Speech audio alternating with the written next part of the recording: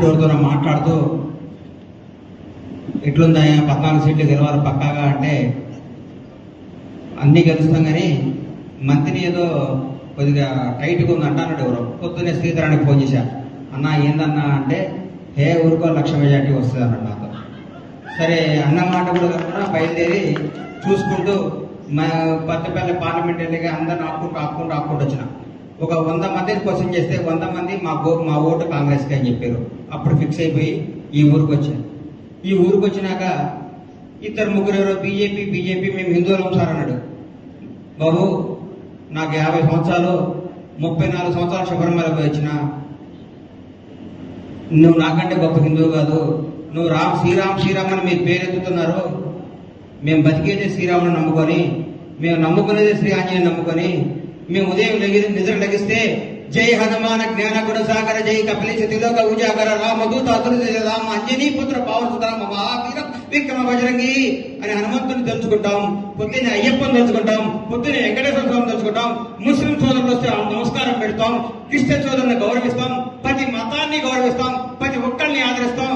మాకంటే హిందువులు ఎవరూ లేరు, మీరు హిందూ పేరు చెప్పుకుంటున్నారు, మా అనువరువులో మా రక్తంలో హిందుత్వం ఉంది, కాంగ్రెస్ పార్టీయే హిందూ పార్టీ అని చెప్పారు. రాహుల్ గాంధీ గారి గురించి, సోనియా గాంధీ గారి గురించి, కాంగ్రెస్ కుటుంబం గురించి మీకు మాట చెప్పాలి. ఒడి అడుగులేస్తున్న రాహుల్ గాంధీ నడుచుకుంటూ వస్తే నాన్నమ్మను దారుణంగా చంపింది ఈ టెర్రరిస్టులు. బాధల్లో తట్టుకొని బయటకు వచ్చి కాలేజీకి పోతుంటే అమ్మ ఫోన్ చేసి నాన్న సీపీరంబుతూరులో ముక్కలు చేసి చంపారని చెప్పింది. అన్ని కష్టాలు తట్టుకుని నిలబడ్డాడు రాహుల్ గాంధీ. ఆ కుటుంబం కాంగ్రెస్ పార్టీ దేశానికి ఎంత సేవ చేసిందో మీకు తెలియదా? కాంగ్రెస్ పార్టీ దేశానికి ఎంత నిలబడిందో మీకు తెలీదా? ఎన్ని ప్రాజెక్టులు కట్టిందో మీకు తెలీదా? ఎంతమందిని ఆదుకుందో తెలీదా? భారతదేశానికి స్వాతంత్రం తీసుకొచ్చిన party Congress party. Doctor Ambedkar ఆశయాలు నిలబెట్టిన పార్టీ కాంగ్రెస్ పార్టీ. భారతదేశంలో ప్రపంచ దేశంలో భారతదేశానికి పట్టాన్ని గీసిన పార్టీ కాంగ్రెస్ పార్టీ. అందరినీ సగౌరవంగా గౌరవించి అభిమానించి అందరినీ హక్కులు చేసుకున్న పార్టీ కాంగ్రెస్ పార్టీ. కాంగ్రెస్ పార్టీకి ఓటేయటం గర్వం, కాంగ్రెస్ పార్టీ కార్యకర్తను చెప్పుకోవడం నిజాయితీ, నిర్భయంగా నేను కాంగ్రెస్ కార్యకర్తను అని చెప్పుకుంటా. నన్ను అడిగిండు, అరే నువ్వు టీఆర్ఎస్ బీజేపీ గారు రోజు కదా అని. నేను పుట్టింది కాంగ్రెస్ వాడుగా, నేను చచ్చేది కాంగ్రెస్ వాడుగా. నాకు పార్టీలు మారటం, పార్టీల కోసం నిలబడటం తెలియదు. నేను రాజకీయాల్లో ఉంటే కాంగ్రెస్ లో ఉంటా, బయటికి పోతే కానీ చస్తే కూడా కాంగ్రెస్ నాది. ఎందుకంటే ఈ మూవన్నెల రంగు పార్టీ కాంగ్రెస్ పార్టీ. కాంగ్రెస్ కార్యకర్త అని చెప్పుకునే పదవి అంటే నాకు ఏ గొప్ప పదవి వద్దని చెప్పిన. అట్లాగే మంది ఒక రాజకీయ నాయకుడు కావాల్సిన 3 లక్షణాలండి. ఆయన మీద ఆయనకు బాగా నమ్మకం ఉండాలి. ఆయన దగ్గరికి వచ్చే ప్రతి కార్యకర్త ఆయన నమ్మాలి. వచ్చిన ప్రతి కార్యకర్త ఆయన మర్యాద. ఈ రాష్ట్రంలో, ఈ తెలంగాణ ఆంధ్ర రాష్ట్రాల్లో నేను చూసిన క్యారెక్టర్, క్యాలిబర్, నిజాయితీ, నిబద్ధత, సంస్కారం, చదువు, మర్యాద, మంచితనం అన్ని పుణ్యాలు చూసుకున్న దొద్దిడ శ్రీధరబాబు గారు చూస్తే నాకు గర్వంగా ఉంటుంది.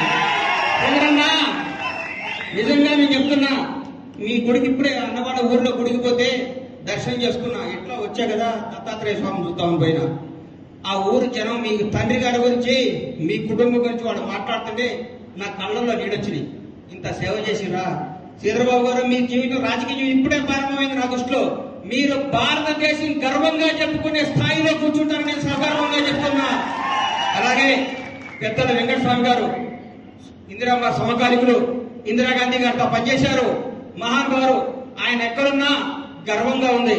నా మనవడు కాంగ్రెస్ పార్టీ ఎంపీగా పార్లమెంట్ లోకి వస్తున్నాడని దివినున్న మనవడిని చూసి ఆనందపడే రోజు మీరందరూ 1,00,000 ఓట్ల మెజార్టీతో మన వంశీ గారిని గెలిపించి సగర్వంగా వెంకటస్వామి గారి సేవను గుర్తు చేసుకొని, వాళ్ళ తండ్రిని, వాళ్ళ పెద్దన్న గారు వాళ్ళు చేస్తున్న సేవను గుర్తుంచుకొని ఆ బాబుని మీరందరూ దీవించి పైకి పంపించాలని కోరుకుంటూ, ఈ అవకాశం ఇచ్చిన మందని ప్రజలందరికీ, పెద్దల శ్రీధరబాబు గారికి, వివేక్ గారికి, వేదిక మీద ఉన్న అందరికీ నా హృదయపూర్వక కృతజ్ఞత తెలియజేస్తూ సెలవు తీసుకున్నాను. జై కాంగ్రెస్. అస్తం గుర్తుకే, అస్తం గుర్తుకే, అస్తం గుర్తుకే. రాహుల్ గాంధీ ప్రధాని కావాలి, మన డాక్టర్ వంశీ ఎంపీ కావాలి. ఆల్రెడీ రాబోయే 10 సంవత్సరాలు కాంగ్రెస్ పార్టీ అధికారంలో ఉంటుంది.